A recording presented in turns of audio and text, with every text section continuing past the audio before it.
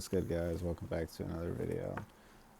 This video I wanted to give top 5 ways how to handle a narcissist. What you should do, what you shouldn't do. Number 1, if they say that the story is all about them and they make it all about them, not even accepting your side or hearing you out, that is confirmed that you're dealing with a narc. Or let's say, yeah, it's a narcissist basically. Um, so this is just an example. Like, we both hurt our leg at a table, and I go like, my leg, and then they go, why is everything about you? Like, I'm the one hurt over here. My leg is hurting. Like, everything is about you. Run. I feel that, like, just, it's not worth it. You just got to get out of there, because, like, eventually over time it plays a part in, like, your own mind, and it's just like, dang, like, they don't even know that they're unconsciously doing this. I swear, they don't even know that they're doing this. Like, they just come up with the ego is like so self-bloated, and it's just like they don't even know that 9 out of 10 times, bro, you're just talking to a blank wall. So it's like they're not listening to you to be heard. They're listening to you to respond. So going towards an argument or a debate is like, you could talk. Sometimes when two mature people, they come into a conclusion and be like, all right, we could work this out, or we could settle it this way. As an adult, you feel me? But when you're dealing with a child or somebody who just doesn't have a full conscious mind, they go to blame shifting. Everything is about them, and why are you making it about you? Like, you're living in my life, narcissist. That's how it is. So these little tips right here, you feel me, will definitely spare you a lot of time in this lifetime if you hear it, or if you've never been through it. I think the second thing is,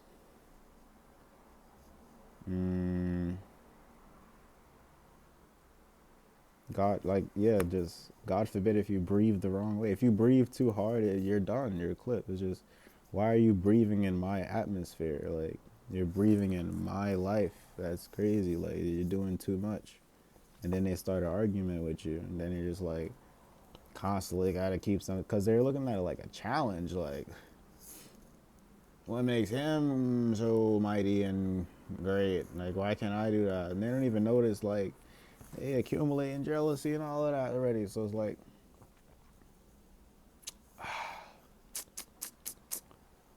these are just some things, man. You gotta be on the lookout. Sometimes you don't know really, because, like, it could be all sweet, love and dandy. You feel me? When the love phase comes in, everything is gravy the first 3 months, and then you start seeing somebody's real character later on down the line. That whole person changes. The whole person becomes a whole nother person. And you just kind of like, you can't just, like, what I'm saying, delete the memory from your brain and pretend it never happened, because it did happen. And we living in a real world where real life consequences have actions. And it's just like, if you're going to do something preposterous, at least read the fine print. At least read, like, oh, like, if I do this right here, aka blah blah blah, how will this, affect me down the line? Type shit. Like, people just like, not people, but the ones out there who give y'all the most issues for no reason. The ones out there who just, like, think they know it all, those be the ones. Those be the ones with narcissist problems and all that. Yes. I think we at, like, let's just give it like number 3. So number 3 coming in is your mental. So it's like, the longer you stay into a relationship that's really not supposed to be doing what it's doing, or just like, you got so many, intuitive nudges to move on, or just like, you're now playing a game with your, like, your own mental health. you're playing with your own self and your mental health, because now it's like, okay, you're ignoring your body nervous system, you're ignoring that crazy sunken feeling that you get when you get it, and you're just like, damn, like, and then you go and forgive this person, and then you go and, just try to compromise, try to seek the better opportunity, try to do something great. So it's just like, it's rare, but you got to also realize you're compromising your own energy. You're compromising your own sanity, your own peace of mind, just to uplift or help somebody else out, because they're not able to realize that they're not actually getting on their, shit, because like they're living in that three-dimensional world where, it's my way or the highway, and me, me, me, me. If it's not about me, then why is it about you? So it's like, you got to pay attention to them types of little things, because like, yeah, some people get trapped. Some people just like have babies, and like now you got this attachment to this narcissist, and like you got to deal with it somehow, and they try to hold you back. They try to like, they try to do a lot of things, because just a lot of unhealed wounds.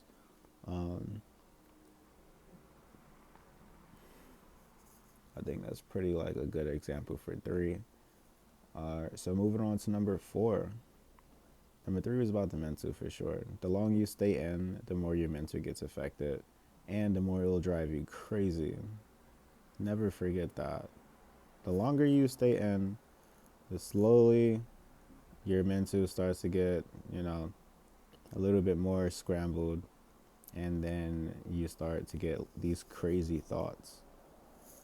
And when you get these crazy thoughts, it's like, who are you going to direct it to? Who are you going to blame? You don't want to like put the blame on that person, knowing that this person is like somebody who you're trying to help out, literally, but sometimes you can't help everybody out. And this is exactly why.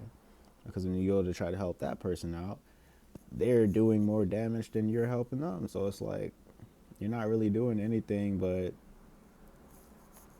ignoring that one thing, which is like, leave, like, you're wildin'. Like, from my own personal experience now, I can honestly say that leaving probably was the best choice. Like, I didn't have really a choice, to be honest, but it's just like, it gets to a point where it's just like, oh, like, wow, you just, leaving is the best possible choice. There's no reasoning to compromise with your own self and your own sanity. You can't, I spoke about this in my last video. You can't argue with a liar or a manipulator, because like their job is to lie, right? And it's like, you can't seek validation or the truth in one area, especially if it's basically just like lies and lies and lies. So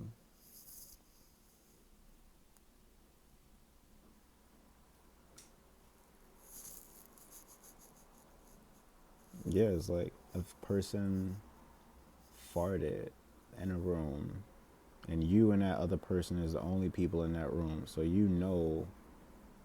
if it wasn't you, it was that person that farted. But instead of using the left side of their brain and being like, oh, maybe that person knows that I farted already, they'll go, no, did you fart? And they'll really keep it going. They'll never, ever, don't even think. So it's like, you gotta put yourself first. You gotta protect your peace. You have to realize that sometimes when things don't turn out a certain way, it's really not all that bad. It's kind of like God's protection in a way. Like, sometimes you get placed in jail or removed out of situations because like for your own safety and that person's safety too, depending on like if the person is like anointed or chosen, or because things will happen to that person, and like you'll also get like caught up in a crossfire too, you know, just for being with that person, dealing with so much negative karma, bad traits, and all of that extra. And because it's like now your spirit guides have to work twice as hard to just get you in the right mind space to understand, like, hey, like, this person is manipulating you and this person is doing you wrong. So you have to trust your intuition and you have to trust yourself. You can't put that trust into the other person and tell them, hey, like, I want you to heal. Like, I want you to do better. It's like, they can only do better for themselves. They can only choose when to wake up in this lifetime. And not everybody's here to wake up in this lifetime. And you have to understand that. So, with that conclusion, that's really that. That's skip 4 and 5, man. I just wanted to break that down. I just feel like it was a great speech that was spoken yesterday, and I wanted to share with you guys. So, thank you guys for popping out, watching your boy live. I'll catch you guys on the next one. Peace out.